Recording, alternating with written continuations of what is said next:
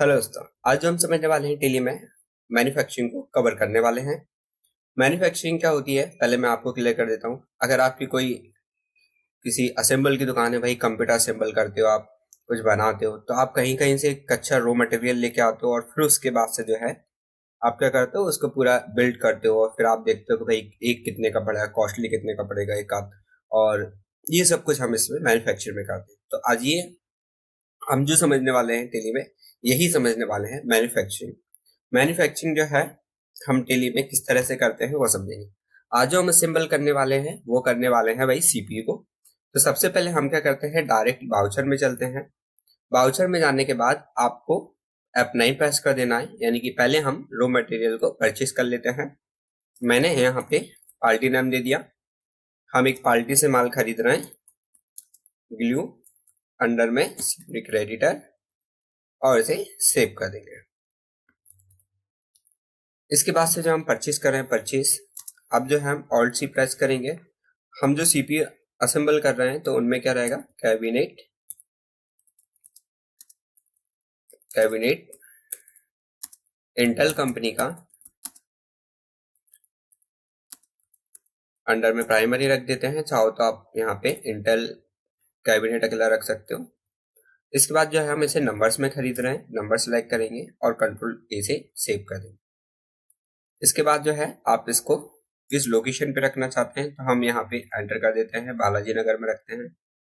हम अभी फिलहाल में 20 पीस खरीद रहे हैं भाई कैबिनेट के।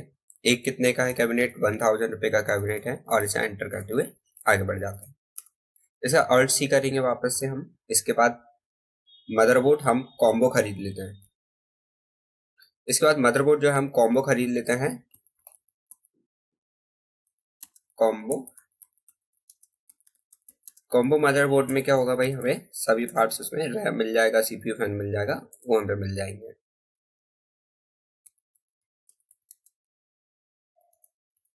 प्राइमरी रख देते हैं, नंबर्स रख लेते हैं इसे, और एंटर करते हुए सेव कर देते हैं। ये भी हम 20 पीस खरीद रहे हैं, पहले लोकेशन पूछ रहा है, बालाजी नगर रख देते हैं।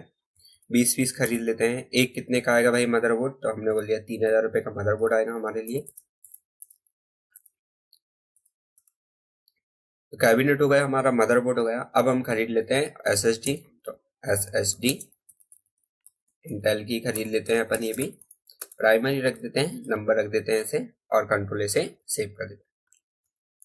इसे हम किस लोकेशन पर रख रहे हैं, बालाजी नगर पर रख रहे हैं। 20 एसएसडी ले लेते हैं हम, और एक एसएसडी 1700 रुपए की कर देते हैं हम।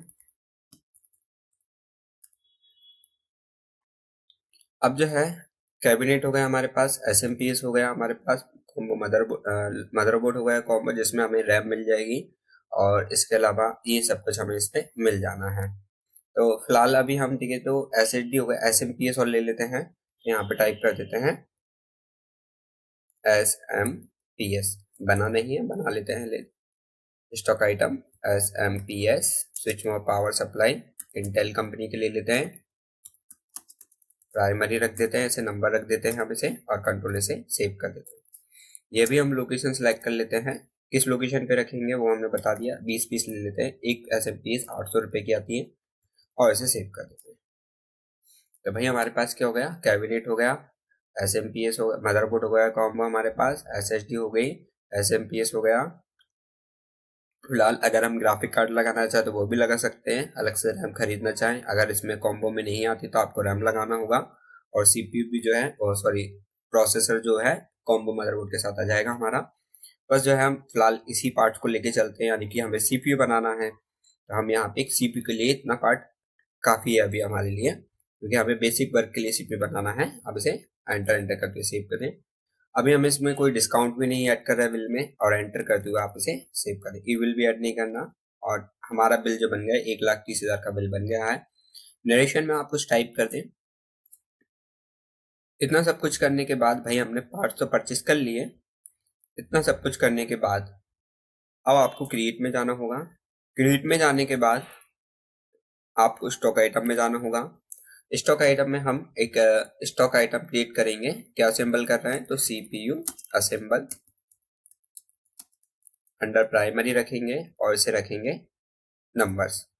अब जो है आपको यहाँ पे फीचर्स को इनेबल करना होगा, तो मैं यहाँ पे F12 प्रेस किया कॉन्फ़िगरेशन को यस करने के लिए, कॉन्फ़िगरेशन। अब जो है आप नीचे की साइड जाएंगे तो आपको एक फीचर्स मिलेगा देखने को, बिल ऑफ मटेरियल, यानी कि ये देखिए आप बिल ऑफ मटेरियल में चले जाइए, stock item bill of material, इसे आप यस कर दीजिए। इसे यस करने के बाद आप देखेंगे आपके सामने स्टॉक आइटम में, स्टॉक आइटम्स में ये आ गया है। तो यहाँ पे आपको बिल ऑफ मटेरियल को यस कर देना है। अब जो है नेम ऑफ बम यानी BOM का नाम दे दो आप, बिल ऑफ मटेरियल का नाम दे दें आप।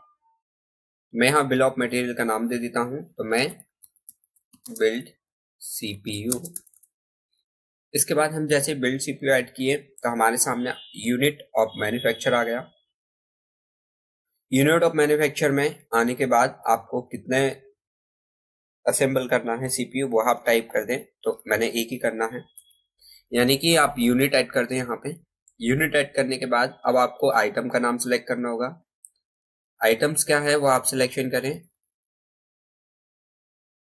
सबसे पहले कैबिनेट था, किस लोकेशन पे रखा हुआ है वह सिलेक्ट करें, एक उठाना है। फिर हम जो है कॉम्बो मदरबोर्ड उठा लेते हैं, किस लोकेशन पे रखा हुआ है, यहाँ से एक ही लगेगा भाई, एक CPU में एक मदरबोर्ड ही लगेगा। इसके बाद से जो है हम SMPS उठा लेते हैं, इस लोकेशन पे रखी हुई है उसी से एक SMPS लगेगा CPU में। SMPS के बाद SHG उठा लेते हैं, इसी लोकेशन में जाके एक SMPS लगेगा।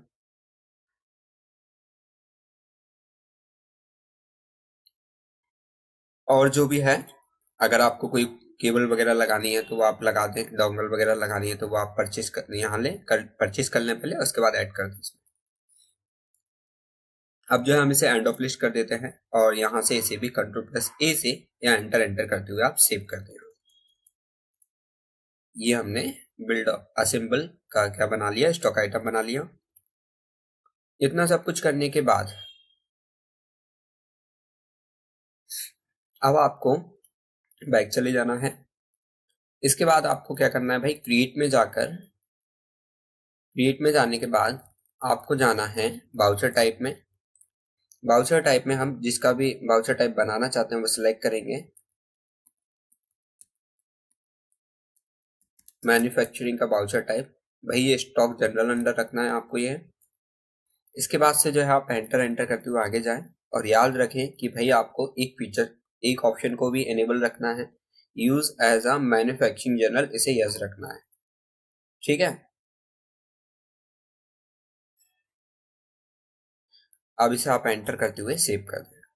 और साथ ही साथ अगर आप चाहें तो प्रिंट वाउचर आफ्टर सेविंग, जैसे ही सेव हो तो प्रिंट निकल जाए तो आप इसको नो रखें अभी और Ctrl+A से सेव कर दें। तो अभी हमने वाउचर टाइप बना लिया है मैन्युफैक्चरिंग का। अब इसका फाइनल वर्क करना है अपन को, तो उसके लिए हम जाएंगे वाउचर में। वाउचर में जाने के बाद हम प्रेस करेंगे F10। F10 प्रेस करने के बाद हम यहाँ पे इन्वेंट्री वाउचर के अंदर, यहाँ पे जो लेजर बनाया था, वाउचर टाइप बनाया था हमने, वहां पे मैन्युफैक्चरिंग पे एंटर कर देंगे।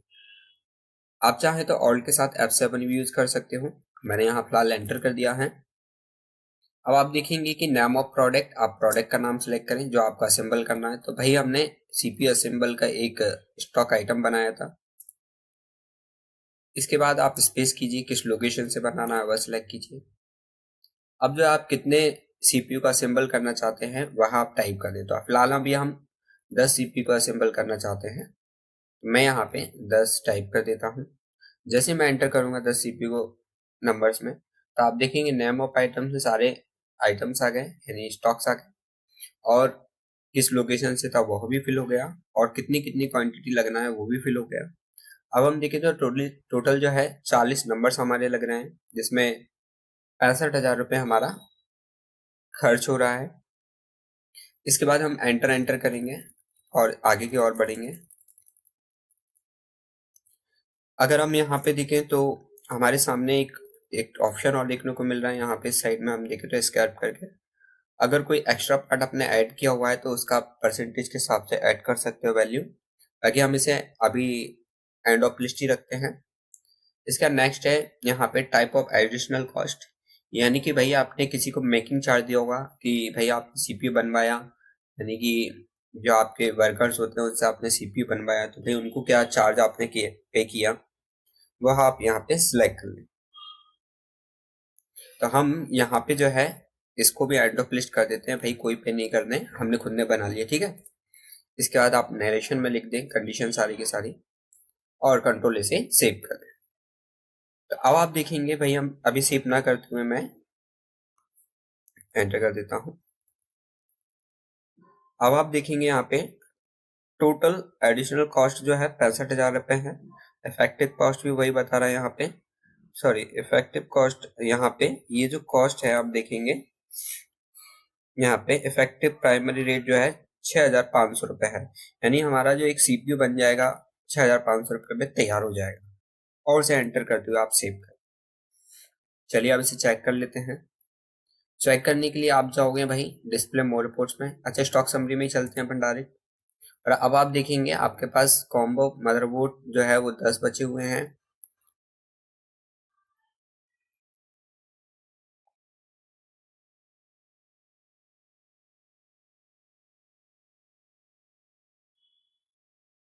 और सीपीयू असेंबल जो है हमारे पास ये है, सीपीयू 10 असेंबल हमने किए हैं।